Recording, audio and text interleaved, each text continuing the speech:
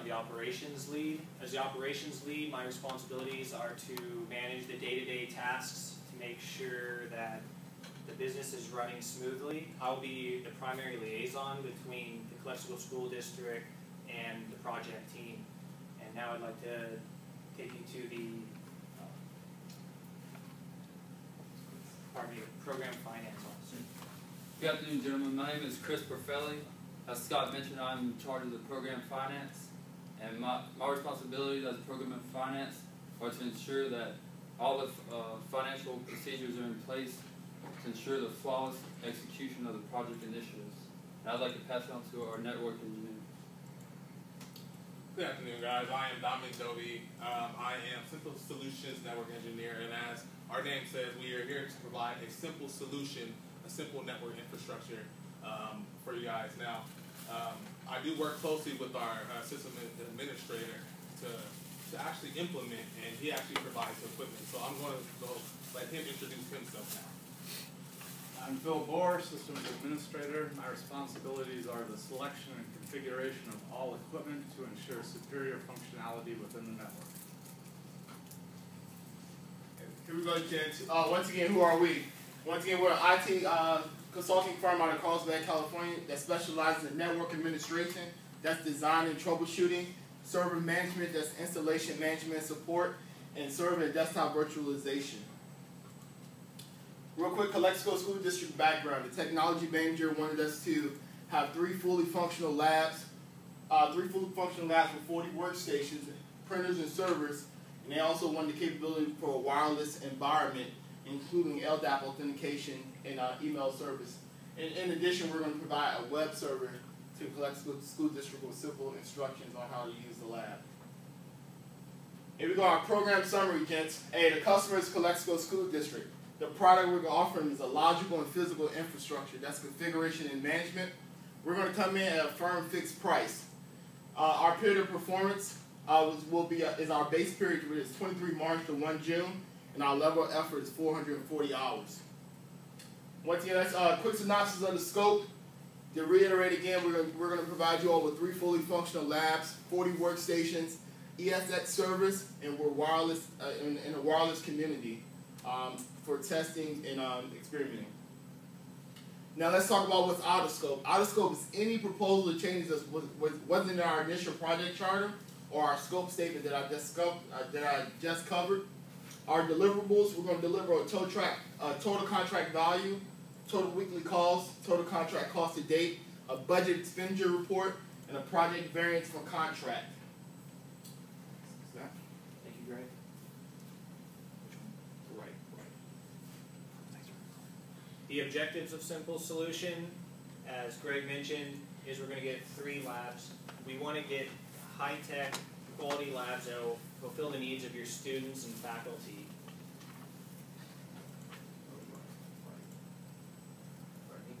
And this is to fulfill the needs of the stakeholders. We have Simple Solutions, the IT department, faculty and staff, and most importantly, the students, because it's all about their education.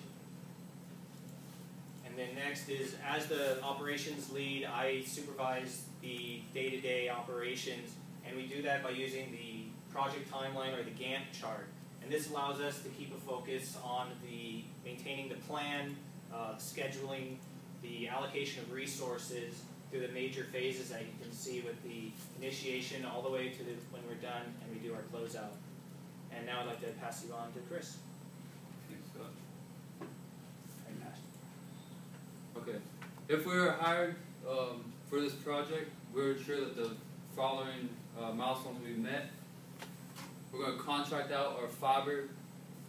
We're going to contract out our fiber installation, and we're going to wire labs with the industry standard Cat5e Ethernet. We're going to procure and install the workstation and appliances, test the network, and close out the final bill of sales. As you can see, this is the basis of the estimate, which is a breakdown of cost.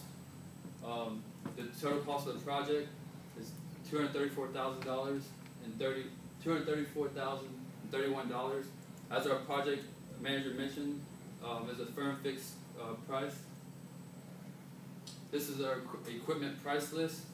We have equipment on the left side, the brand, the quantity in hours, and over here is the total cost. And I'd like to pass it on to our network engineer. Why does that total not align with the total you just showed me? That's 218,631 and this is 234. It's the cost of labor. Okay, that's better. Thank you. Questions to the end, please. Yeah. You really want to go there, Dominic?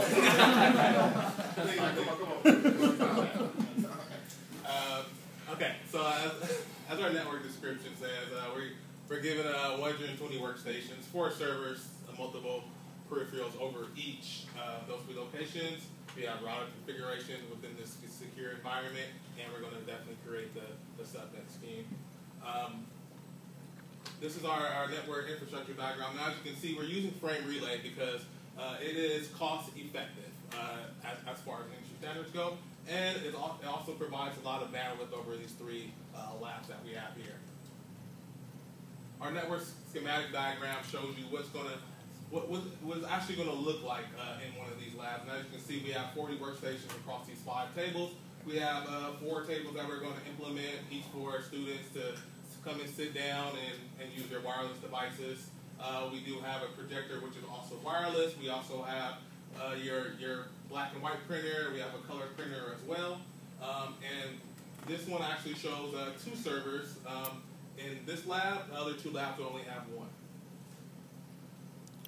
1. Here is just a screenshot of our packet tracer showing you that it is working. As I said before, we are using frame relay to go over this because of that cost effectiveness and because of that bandwidth. Next, I'm going to introduce you to Phil. He's going to let you know what exact equipment that we are using within this infrastructure and within our schematic. Phil? All right, this is our Active Directory schema. It is a basic layout. It will, of course, be modified to incorporate the district schema. We went exclusively with Dell and Cisco equipment due to their quality, reliability, and superior level of support. The workstations are fairly lightly capable since the heavy lifting is being done by the servers primarily. The servers are where we spent the majority of the money. They are well in excess of what we are asking them to do. They can do at least 3 times the capacity of what we're asking, which will allow for quality as well as future expandability of the school district. The router is WAP capable, has full security. It also has coaxial and fiber upload capability. Switches are also switches, the routers, as well as all NICs in the equipment are 1 gigabit capable. The printers are all-in-one printers, so they can do scanning as well as just printing. The projectors are LAN wired, but are also wireless capable in case you want someone to come in and do a presentation off a laptop without connecting to the network. I'll hand it back to our administrator, or excuse me, manager. And real quick, gentlemen, do a quick synopsis of our presentation here. Sim Solutions, we have a simple business philosophy. It's doing things right the first time, and we're sure that we deliver that to you all. Once again, we offer a firm fixed price and guarantee to complete our project on time and under budget. The labs that you all will have will be within industry standards, and it will form a conducive learning environment.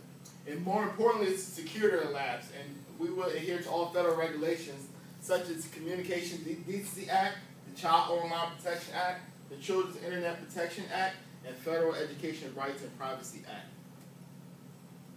Are there any questions?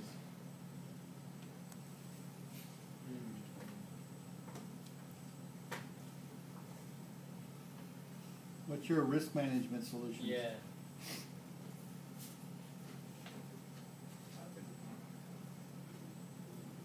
What kind of risk can we encounter in our facilities? Well, we can encounter a lot of risk. One risk we can encounter is private information. The risk of private information in the student grades that we have. What we have implemented is a backup and storage using Semantic, and that we ensure that that we submit the proper documentation to the IT department. What about the Did you identify any disaster problems? Yeah. You put in UPSs. Yes, we do have UPSs at each of the 3 labs. More than capable of dealing with the server for 1 hour. So the servers are on UPSs. Correct. Workstations What are you doing to not. protect our workstations? We did not want to include the cost of a UPS for 120 workstations. And since the servers are doing the majority of the actual work, everybody's logging onto them and everything is being saved on the servers, we put the money into backing up them.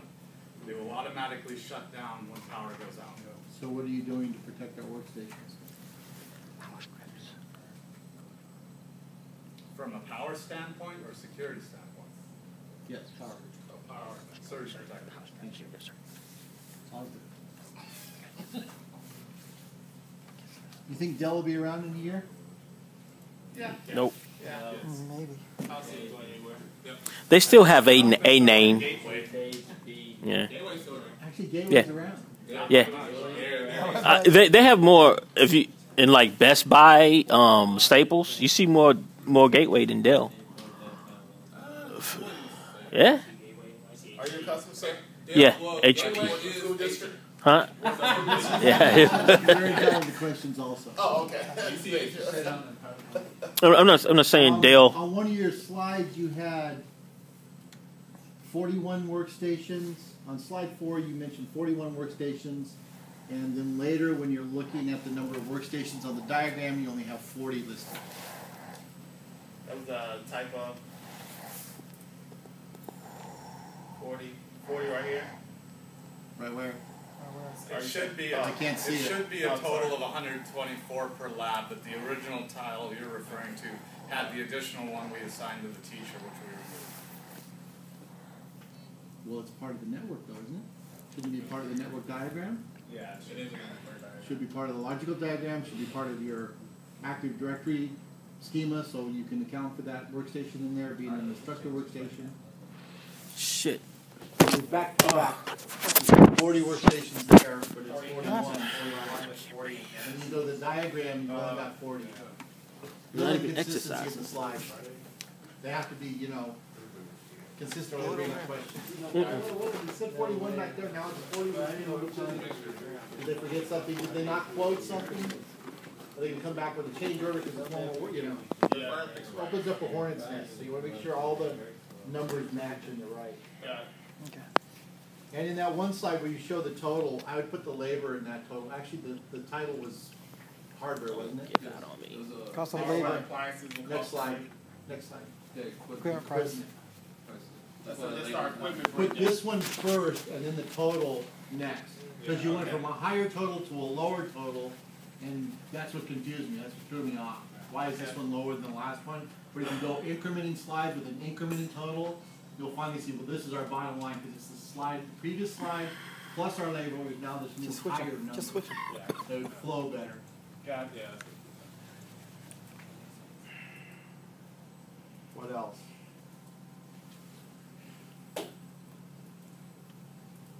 I can't think of any. Anybody can think of any questions, or You covered them all, so. don't worry, you can ask Greg anything because he won't be here next week to ask you questions back. Yes. No, I'm Beat doing- him up. Hey, Beat him up. I'm doing FaceTime on the iPad. I'm here. Excuse me. Isn't the wedding this Saturday though? I can't miss this presentation, guys. So no tablets allowed next week. Oh. man. You got to block Craig from seeing what's going on. Should have got a phone display. All right, good job. Reading. Good job, man.